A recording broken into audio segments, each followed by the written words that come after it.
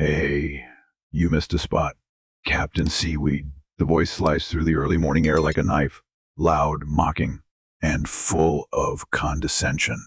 On the edge of the dock in Newport Harbor, surrounded by luxury yachts and million-dollar cruisers, a black man in a faded windbreaker and rubber boots gently reeled in his fishing line. His hands were weathered, his eyes calm. He didn't look up immediately. He didn't have to. Standing above him, dressed in a spotless white polo shirt, blue linen shorts, and aviator sunglasses, was Grant Holloway, one of the wealthiest property developers on the East Coast.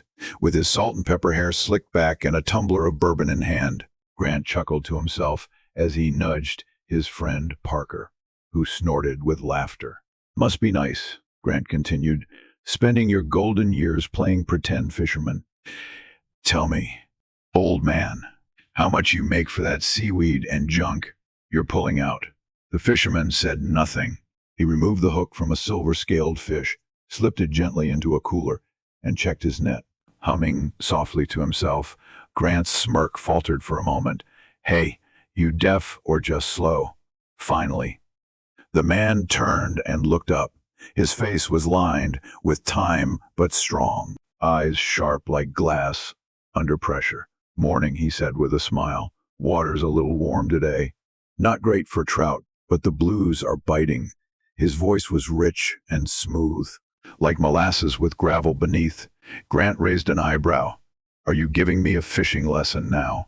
This dock is for residents and yacht owners, not whatever this is."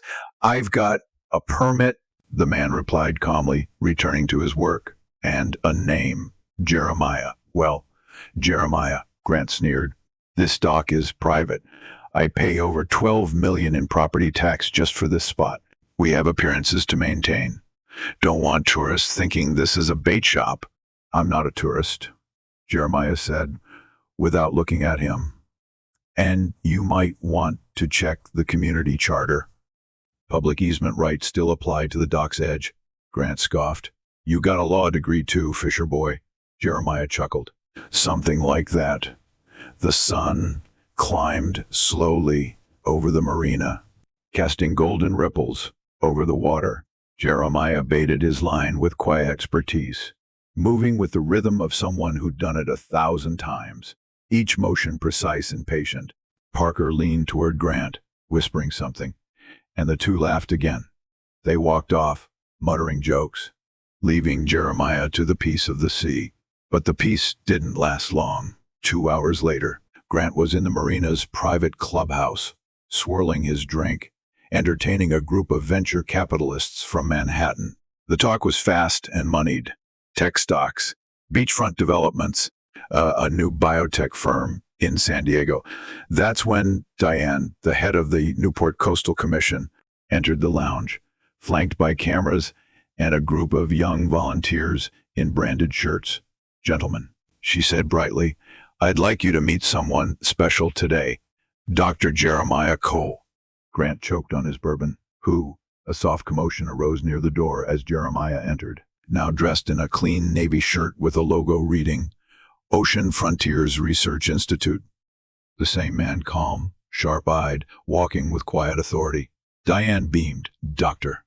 Cole has just returned from leading a deep-sea exploration mission off the Pacific Ridge.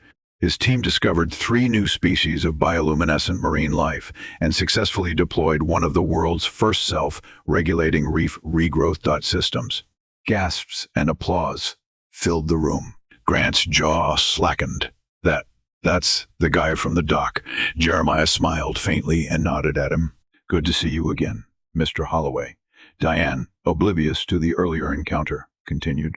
"He's also an advisor to NOAA, a 2-time TED speaker, and has been honored by the UN for his work in sustainable ocean preservation.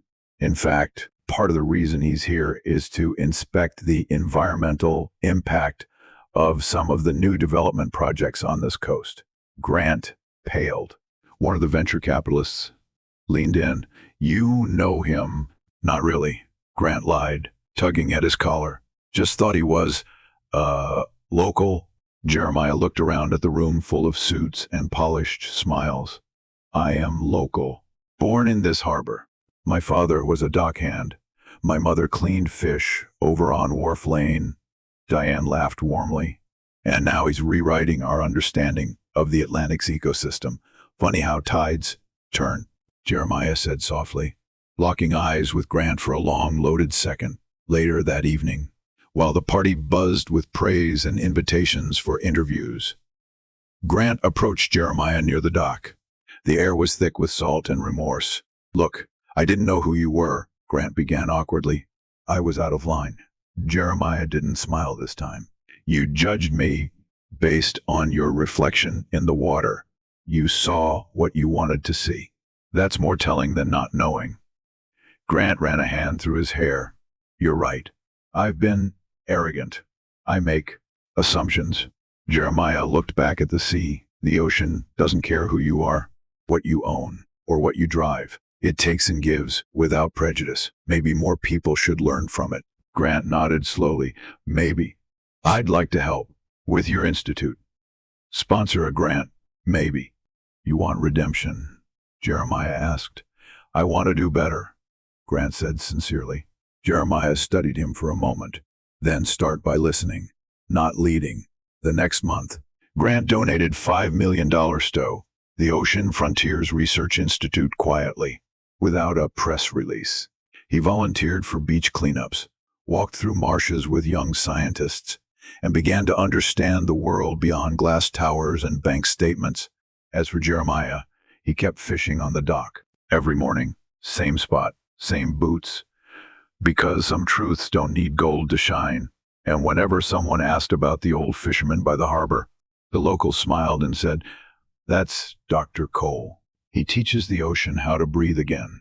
Jeremiah Cole cast his line once again into the shimmering blue waters, just as the first whispers of dawn began stretching across the sky. He liked it quiet before the noise of boats, footsteps, and conversation started to stir. The dock had always been sacred ground to him, even long before his name had graced international conferences and scientific journals. But now, it held a different weight, not because of recognition, but because of how much people expected from him. And still, here he was, fingers slick with fish oil, pants splattered with seawater, looking every bit the humble fisherman people mistook him for. That morning, Jeremiah was joined by someone new.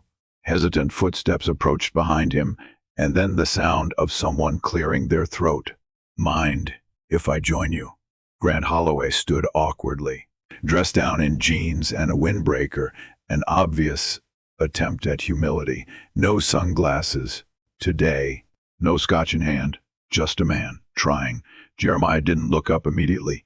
He baited his hook slowly, deliberately. Thought you didn't like appearances like this. I've been thinking about that, Grant said, kneeling down beside him. Not how much of my life has been spent performing.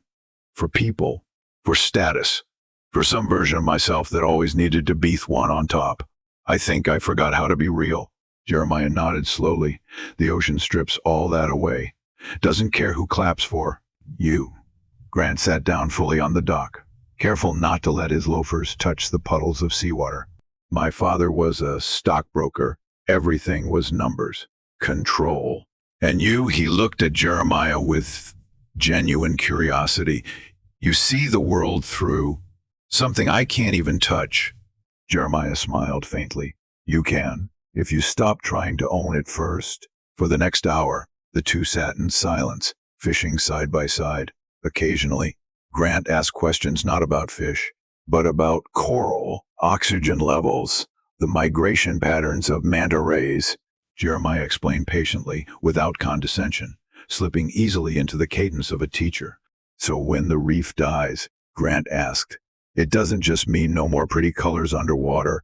It means the death of coastline protection. Food chains. Medicines we haven't even discovered yet. Coral reefs are like rainforests underwater, but they're fragile. And when we pollute, when we overdevelop, we destroy them. Grant finished quietly. Jeremiah nodded. And ourselves, eventually. Later that week, Diane invited them both to a local high school, a Marine Heroes event, designed to inspire the next generation. Jeremiah was scheduled to speak. Grant insisted on attending not as a guest of honor, but as a volunteer helping students set up chairs and tables. Backstage, Jeremiah adjusted his collar. He'd spoken to world leaders and scientists, but high school kids had a way of slicing through pretenses. Mr. Cole, a girl named Tiana, asked nervously as she peeked in, "Are you ready?" He smiled. Always. He stepped out to applause, modest, polite. The auditorium wasn't full. Half the kids were distracted. Some whispered, others scrolled on their phones. But slowly, as he began to speak, the room shifted. "When I was your age," Jeremiah began, "I was told that the only future I had was on a shrimp boat, cleaning nets for men who never remembered my name. I smelled like fish. I wore hand-me-down boots, and people talked around me, not to me." A few students looked up. "But I loved the water. I loved how it changed every day, how no storm ever looked the same." I started asking questions. Why did fish go deeper in summer? Why did some jellyfish glow?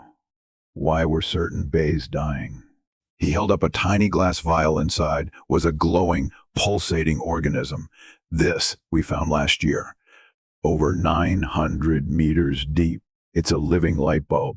Could revolutionize how we create sustainable lighting."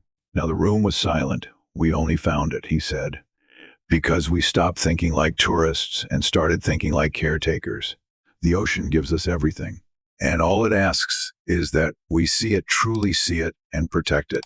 Afterward, students crowded him. Questions, photos, hands shaken. Grant watched from the back, deeply moved, but not everyone was happy. Outside, a man in a designer suit approached Grant as he left. "You're Holloway, right? The yacht guy." "I was," Grant replied, guarded. "That guy you're hanging around with Cole. He's trying to block your coastal expansion. His reports are going to delay the project by 6 months." "I know," Grant said. The man looked confused. "So why are you helping him?" Grant looked back at the school. "Because he's right. You'll lose millions. I already lost more by living like none of this mattered." The man stared at him, baffled. Grant walked away. Weeks passed. Jeremiah continued his research, working with local communities to rebuild seagrass beds and educate children about pollution. Grant redirected some of his developments, converting one into a marine sanctuary funded through his foundation. He even began taking classes in environmental ethics quietly, without announcement. But the real moment came one afternoon. During a storm, a small fishing boat capsized just offshore. The Coast Guard was delayed. The family on board, mother, father, 2 kids, were struggling in the churning water. Jeremiah didn't hesitate. He dove in, fighting against waves, hauling the children onto a buoy one by one. His arms ached, but his mind was calm. Years of experience. Grant arrived just as Jeremiah pulled the mother ashore. He didn't hesitate either. He grabbed a rope and waded in waist deep to help drag the father in. By the time emergency crews arrived, both men were soaked, breathless, but standing. "You didn't think twice," Grant said afterward, handing Jeremiah a blanket. Jeremiah shook his head. The sea doesn't wait for second thoughts. The town began to see them differently after that. Not just as a marine biologist and a former tycoon, but as 2 men trying to leave things better than they found them. And on that same dock, every morning, Jeremiah kept fishing. A little girl walked past him one day with her father. She tugged at his sleeve and whispered, "Daddy, that's the ocean doctor." "Right." Her father smiled. "That's him." The girl turned. "Thank you for saving the ocean." Jeremiah smiled. "I'm just listening to it, sweetheart. It's doing the hard part." And as the sun rose over the waves, the black fisherman who had once been mocked stood quietly, peacefully, letting the tide carry its own story out into the world. That evening, as the sky burned orange and gold, Jeremiah sat at the end of the dock with a steaming thermos of tea beside him. His boots were still damp from the rescue, his muscles sore, but he didn't mind. The wind carried salt and memory. Something about the rhythm of waves reminded him of his mother's voice, humming lullabies late at night, while she cleaned shrimp on the back porch. Back then, they didn't have much, but they had stories and strength and an unspoken resilience that pulsed through his veins even now. Behind him, familiar footsteps echoed across the wooden planks. "You always sit out here this long?" Grant asked softly, holding 2 cups of coffee. Jeremiah didn't turn around right away. The sea always deserves a good night. Grant handed him a cup and sat beside him. "I haven't slept well lately," he admitted. "Been thinking about things I've done, deals I made, people I dismissed, including you." Jeremiah sipped slowly. "Regret can weigh heavier than any net full of fish." "I want to do something about it," Grant said. "Not just write checks, real change." Jeremiah finally looked at him. "Then learn. Be uncomfortable. Let your pride die." Grant nodded, absorbing the words. "You know, I thought being rich gave me perspective. Turns out it just gave me insulation."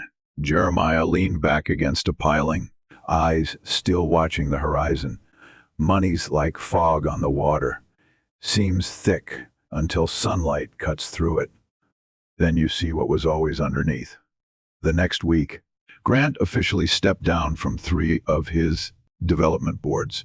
In a rare press statement, he declared his focus was shifting to ethical redevelopment and announced a partnership with Ocean Frontiers to restore damaged ecosystems along the East Coast. Media outlets spun stories about redemption and unlikely alliances. But Jeremiah didn't care for any of that. His measure of change was quieter, like when he saw the local yacht club hosting a cleanup for the first time in history, or when high schoolers stopped him to ask how they could get involved in marine biology, or when a shy boy at the harbor, who used to throw rocks at seagulls, now sat with binoculars sketching birds in a notebook. And then there was the award ceremony. Jeremiah had never liked stages, but Diane insisted, "You need to be seen, Jeremiah, not just by your peers, but by the people who still think science doesn't look like you." The room at the National Science Honors Gala was grand marble floors, crystal chandeliers, senators and scholars in crisp tuxedos. Jeremiah wore a simple navy suit, a tribute to the ocean. He stood tall, the same calm strength in his eyes that had weathered storms, prejudice, and silence for decades. When they called his name, the applause was thunderous. A young woman from the audience stood and clapped with tears in her eyes. Beside her, a man whispered, "Who is he again?" Her voice was proud. "That's Dr. Jeremiah Cole, the man who showed us how the ocean breathes." Jeremiah approached the podium. The lights were blinding, but he looked beyond them. "I was never supposed to be here," he began. "Not in your eyes, not in the books, not in the halls with polished floors and polished words. I was supposed to be invisible, useful, but invisible." A hush fell over the room, but I chose the water, not just for what it held, but for what it taught. The sea doesn't care about color. It cares about balance, about giving back what you take, about listening. He paused. "There was a time when a man looked at me and saw nothing but a fisherman. And that would have been enough, because a fisherman knows patience, survival, intuition. But he saw poverty instead of wisdom, skin instead of soul." And in that moment, he wasn't mocking me, he was mocking the ocean itself. He looked directly at Grant, who stood quietly near the back, humbled and changed. And yet, tides turn. A standing ovation erupted. That night, Jeremiah didn't stay for the after party. He took the first train back to Newport, stepped onto the dock by moonlight, and let the salt air fill his lungs. The water lapped gently against the posts, like it was welcoming him home. He cast one line before bed, just one. The stars above blinked in time with the glow of the harbor, and as he waited, he whispered to the sea, "We're still here." And the sea, in its endless voice, whispered back, "Somewhere in a fancy penthouse in Manhattan." Grant Holloway stared at his wall, once covered with stock charts and blueprints, now holding a single framed photograph, a silhouette of Jeremiah Cole on the dock, rod in hand, the sun rising behind him. A reminder that wealth wasn't measured by the yachts you owned, but by what you stood beside when no one was watching. The black fisherman who was mocked had never stopped being a teacher, a protector, a scientist, and a man of quiet power. And now the world finally saw what he had always been. Not a myth, not a fluke, but a wave, steady, unstoppable, and true. The next morning, fog curled over the harbor like breath from a sleeping giant. Jeremiah stood alone on the dock again, the wood damp beneath his boots, the quiet stillness broken only by the whisper of the tide. He didn't bring his gear today. No rod, no cooler, just him and the ocean. An old conversation paused but never ended. He closed his eyes and listened. The sea had moods, he could feel them. Some days it sighed, others it roared. Today it murmured, a soft, steady pulse beneath the mist. Behind him, faint footsteps approached, slow and familiar. A voice followed. I didn't think you'd come without the rod. Jeremiah smiled without turning. The fish get a day off. Grant stepped beside him, dressed simply in a hoodie and old sneakers, looking more like a volunteer than a tycoon. I was thinking, Grant began hesitantly, about your story, what it took to get here, and all the times people like me tried to erase you without ever knowing your name. Jeremiah finally turned. That's the thing about tides. They wash away footprints, but they remember. Grant looked out at the fog. I want to help build something, not just fix things I broke, something new. Jeremiah's gaze softened. Then let's start with what the ocean needs, not what we want to give it. Grant nodded slowly. I already started converting my resort project into a marine research and youth education center. The board was furious. Investors pulled out. I don't care. That's the cost of real change, Jeremiah said. It's never paid in comfort. A long silence passed. The fog began to lift slightly, revealing outlines of boats, birds coasting just above the surface, and, in the distance, a cluster of high school kids in matching jackets unloading kayaks onto the sand. Outreach team, Grant asked. Jeremiah nodded. Interns from the community college, first in their families to go. That girl over there, Maya, she's working on water pH analysis. She wants to develop biodegradable netting. They're young. Grant said, but they carry so much. They carry hope. Jeremiah said quietly, that's heavier than gold and twice as rare. That afternoon, Jeremiah and Grant walked together through the new foundation site. The half-built luxury spa had been gutted, repurposed with lab benches, solar panels, rainwater collectors, and massive digital displays showing reef ecosystems and tide simulations. Kids from all backgrounds wandered through it with curiosity in their eyes and dirt on their sleeves. There were no velvet ropes, no gatekeepers, just knowledge and freedom to explore.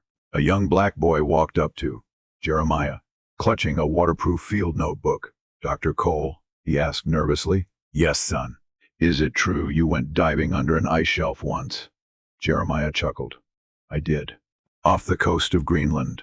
The water was so cold it felt like needles in my lungs. The boy's eyes widened. Were you scared? I was, Jeremiah admitted. But fear is part of discovery. You learn to respect it, not run from it. The boy grinned. I want to do that one day. Maybe not ice shelves. Maybe, like underwater volcanoes. Jeremiah rested a hand on the boy's shoulder. Then you better start studying currents and geothermal vents. And learn patience. The sea doesn't reveal itself all at once.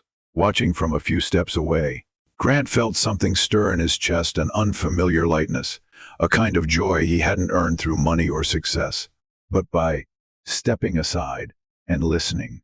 A journalist from The Atlantic arrived the next day, hoping to write a story about the fisherman and the billionaire. But Jeremiah refused. No headlines, he told her. This isn't about 2 men making peace. It's about 100 kids getting a future. Write about them. Instead, he handed her a sheet of named students, assistants, local fishermen who had helped map underwater habitats using basic GPS and handmade buoys. He wanted their stories told. By the end of the year, Ocean Frontiers had published its first curriculum in collaboration with the state Saltwater Science for Public Schools, authored by Jeremiah Cole and a team of young researchers. It was simple, free, and translated into 5 languages. National Geographic ran a feature, not on Jeremiah directly, but on Maya, the intern he'd mentored, who had successfully developed the first prototype of dissolvable netting. At a small ceremony in the harbor where a crowd gathered under open skies, Jeremiah stood beside Grant and Diane as they cut the ribbon to the Jeremiah Cole Ocean Learning Center. A carved plaque beside the door read, "This center is dedicated to the ones who were told they didn't belong. The ocean remembers you." After the applause died down, Grant stepped to the mic, eyes scanning the crowd. "I used to believe success was about building as high as possible, but I've learned it's about building wide, reaching people, sharing power, lifting those who never had a seat at the table. And if I've done anything right in this life, it was shutting up long enough to hear the ocean through this man's voice." He looked at Jeremiah. "Thank you for not giving up on people like me." Jeremiah shook his hand and replied simply, "Just promise you'll pull others up when they fall." "I will." In the months that followed, Jeremiah finally returned to his research, diving with students, mapping unexplored trenches, and developing new coral gene banks. He still fished every now and then, but mostly he watched others learn, watched communities connect, watched tides change. One rainy evening, Jeremiah stood under the boathouse awning, sheltering from the drizzle, when a boy approached him. He looked nervous, holding a battered copy of a science magazine. "Dr. Cole?" the boy asked. "Yes. My teacher said you once spoke at the UN. Is that true?" "It is." The boy hesitated. "Do you think someone like me could get there too?" Jeremiah crouched, looked the boy in the eyes, and said, "If you listen to the water, stay curious, and never let someone else define your worth, you'll go even farther." And as the storm passed and the clouds broke over the bay, a soft light touched the water. It shimmered with quiet knowing. Somewhere deep below, the ocean whispered in return, because the world had finally heard Jeremiah Cole, and it would never forget him again. The next spring, something remarkable happened. A letter arrived at the Ocean Frontiers Research Institute. Not an email, not a formal request from a government agency. An old-fashioned letter, handwritten on thick parchment, the kind rarely used anymore. Jeremiah opened it carefully. Inside was a personal invitation from the President of the United States. Dr. Jeremiah Cole was to receive the National Medal of Science at the White House in recognition of a lifetime of groundbreaking contributions to marine biology and coastal sustainability, and for the extraordinary work in environmental education and public service. Jeremiah blinked. He wasn't one for ceremony. He didn't care for applause, didn't enjoy the pomp. But this wasn't just about him anymore. This was a flag planted in the soil of every young kid who had ever been told they didn't belong in science. Every black child told they wouldn't amount to more than the stereotypes placed on their shoulders. He accepted. 2 months later, Jeremiah stood in the East Room of the White House, dressed in the same tailored navy blue suit he had worn to the harbor ribbon cutting. A row of journalists clicked away with cameras. Behind him, American flags fluttered gently from the breeze coming through tall windows. The president himself pinned the medal to Jeremiah's chest, smiled, and whispered something only he could hear. "We should have seen you sooner." Jeremiah just nodded. But I was never hiding. When he returned to Newport, a crowd had gathered on the dock, hundreds of people, students, local families, fishermen, volunteers, and even old retirees and windbreakers with binoculars around their necks. They greeted him with cheers, not for fame, but for the work. And standing at the front of the crowd, holding a simple bouquet of white lilies and blue irises, was Grant Holloway. He stepped forward and handed them to Jeremiah with a smile. "You were the one who taught me how to see." Jeremiah accepted the flowers and clasped Grant's hand, not in ceremony, but in brotherhood. "We keep going," he said, "together." And they did. Over the next few years, the Jeremiah Cole Ocean Learning Center expanded to satellite campuses across 3 states. Its free curriculum reached over 80,000 students. His reef restoration models were adopted in multiple countries. Coastal communities once ravaged by erosion found protection again, thanks to grassroots efforts born out of his workshops. He traveled less, though. Age was catching up.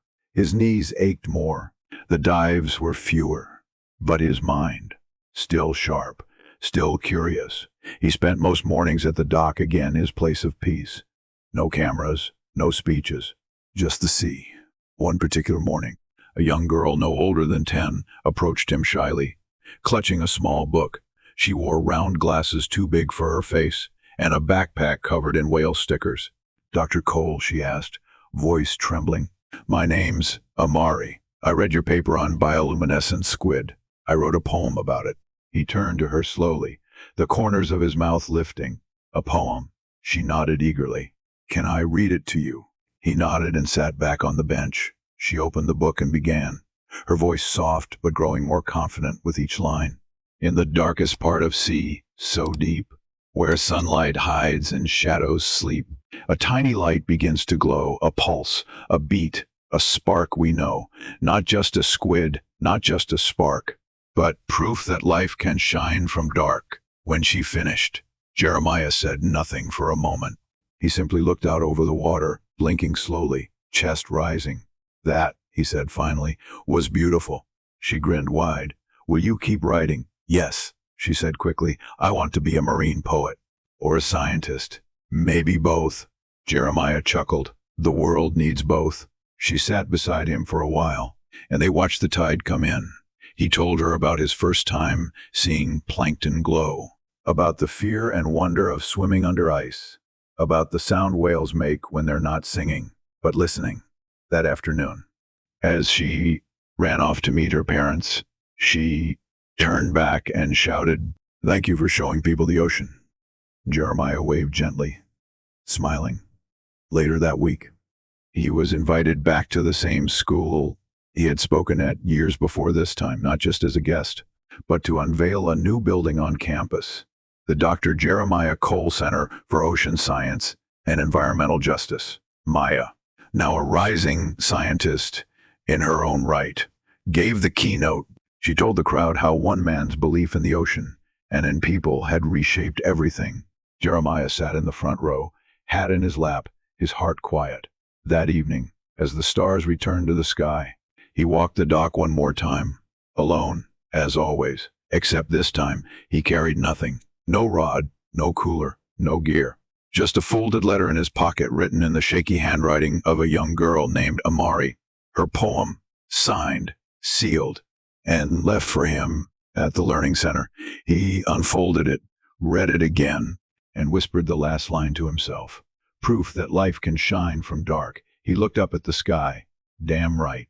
And beneath the surface of the water, where the sun could no longer reach, something flickered, tiny dot glowing, alive, just like the legacy he'd left behind.